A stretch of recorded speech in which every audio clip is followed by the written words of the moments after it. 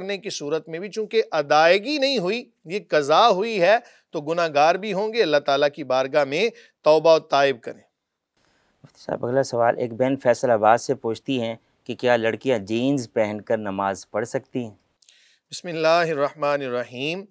Jeans پہن کر بھی نماز پڑھنا مکروہ ہوگا، کیوں کہ اس کی وجہ یہ ہے کہ قرآن مجید فرقان حمید میں یا بنی آدم خذوا زینتکم عند کل مسجد، اے اولاد آدم ہر نماز کے لیے، ہر سجدہ کرنے کے لیے تم زینت کو اختیار کرو۔ اور زینت ایسی نہیں کہ جو جناب جس کو ہم زینت کہتے ہیں، زینت کا مطلب یہ ہے کہ مکمل جسم کو ڈھانپ کر نماز ادا کریں۔ جن چیزوں کے ساتھ، جس لباس کے ساتھ جسم کے خد و خال واضح ہوں، پتہ چلے کہ فلاں جسم کا حصہ ایسا ہے، اس کو ہم کیسے لباس تو ٹھیک ہے، بہرحال ایک قوم کا لباس ہے، لیکن کوئی مہذب لباس نہیں ہے۔ کوئی بھی آپ کو جناب ایسا لباس پہنے ہوئے اچھا نہیں سمجھے گا، مہذب بندہ، کچھ لوگ تو شاید سمجھتے ہوں۔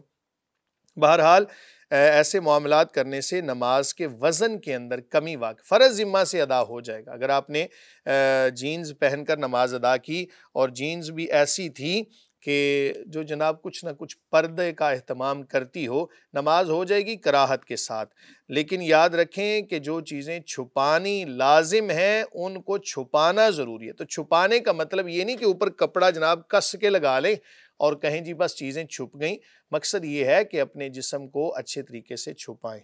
مفتی صاحب جن لوگوں نے جینز پہنی ہوتی ہے اور نماز کا وقت آ جائے تو اس وقت پھر اس کا کوئی حل بھی تو بتائیں، کیا کرنا چاہیے؟ اس کا حل یہ ہے جناب آپ اپنے پاس عبایا رکھیں، گون جس کو کہتے ہیں، وہ پہن لیں، اور تاکہ جسم کے اعضاء جو ہیں چھپ جائیں۔ ویسے چلتے پھرتے جناب اگر آپ نے جینز پہنی، خواتین کو ویسے بھی یہ کوئی لباس کوئی اچھا نہیں ہے، کوئی بھی اچھا اس کو نہیں سمجھے گا مہذب بندہ، تو نماز کی حالت میں چونکہ جھکنا بھی ہے، سجدہ بھی کرنا ہے، تو ایسی صورتحال کے اندر جسم کو چھپانا لازم ہے۔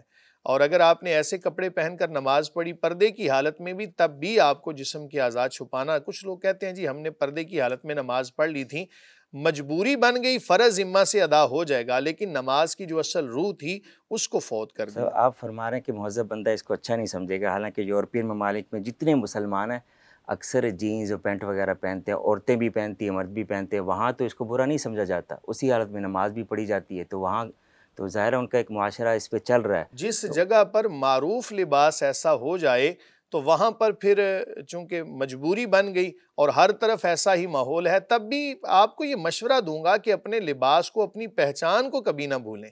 وہ دیکھیں کیا ضرورت ہے جناب کسی اور قوم کا شعار اپنانے کی۔ آپ کو اللہ تعالیٰ نے جس گھرانے کے اندر پیدا فرمایا، جو دین آپ کو عطا فرمایا اللہ تعالیٰ نے، اس کا کوئی ثانی نہیں ہے، اس کا کوئی بدل نہیں ہے، اور اس سے اچھا کوئی دین نہیں ہے۔ ان الدین عند اللہ الاسلام، اللہ تعالیٰ کے ہاں پسندیدہ دین دین اسلام ہے۔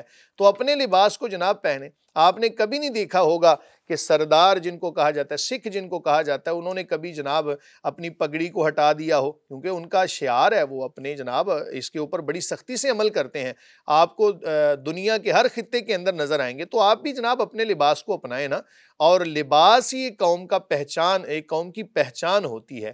اس لیے کوشش کریں، اگر مجبوری بن جائے فرض ذمہ سے ادا ہو جائے گا، نماز کراہت کے ساتھ ہو جائے گی۔ کراہت سے کیا مراد ہے؟ کراہت سے مراد یہ ہے کہ نماز کے اندر یہ عمل کرنا مکروہ ہے، پسندیدہ عمل نہیں ہے، یہ یعنی ثواب کم ہو جائے گا؟ ثواب بھی کم ہو جائے گا، بامر مجبوری اس کو آپ کر سکتے ہیں، جان بوجھ کے ایسا نہیں کرنا چاہیے۔ اگلا سوال محمد احسن گجرانوالہ سے پوچھتے ہیں کہ ہمارے ہاں لڑکے اور لڑکیاں بوڑھے ہو جاتے ہیں، لیکن خاندان برادری میں رشتے نہ ملے تو شادی نہیں کی جاتی، اس لیے صرف برادری میں شادی کرنے کے بارے میں کیا حکم ہے؟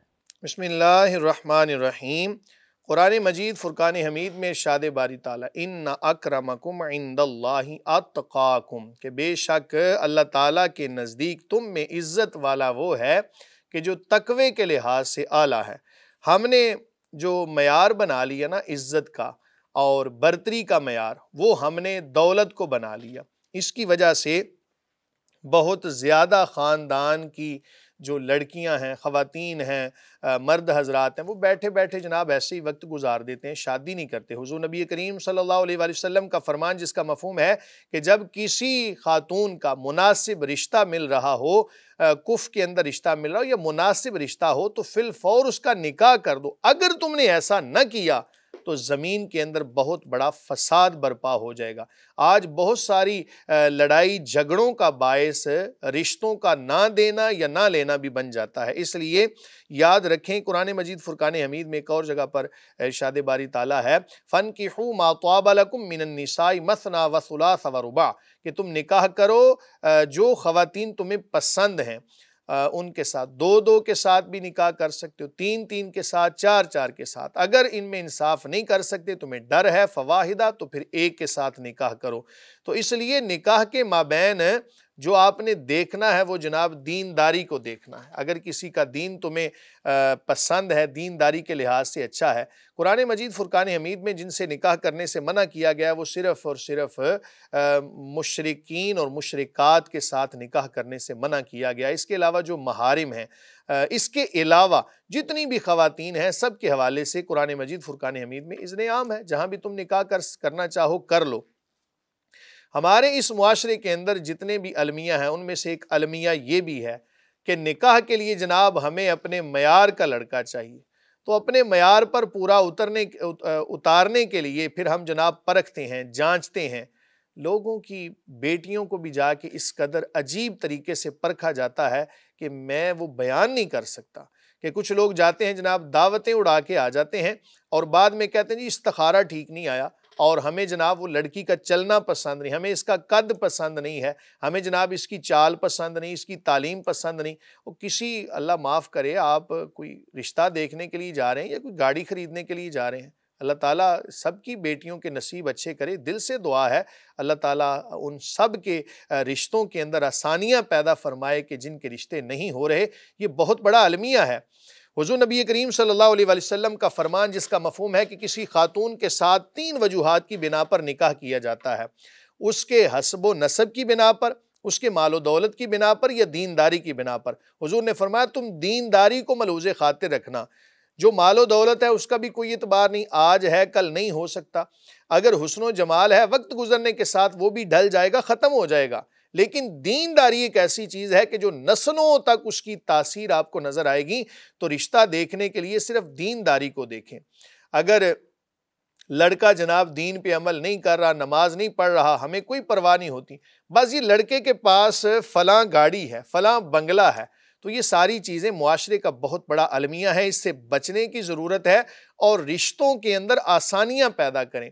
نبی کریم صلی اللہ علیہ وسلم کا سب سے خاندان اعلیٰ ہے، حضرت زید رضی اللہ عنہ نبی کریم صلی اللہ علیہ وسلم کے متبنہ ہیں اور نبی کریم صلی اللہ علیہ وسلم کے منہ بولے بیٹے ہیں۔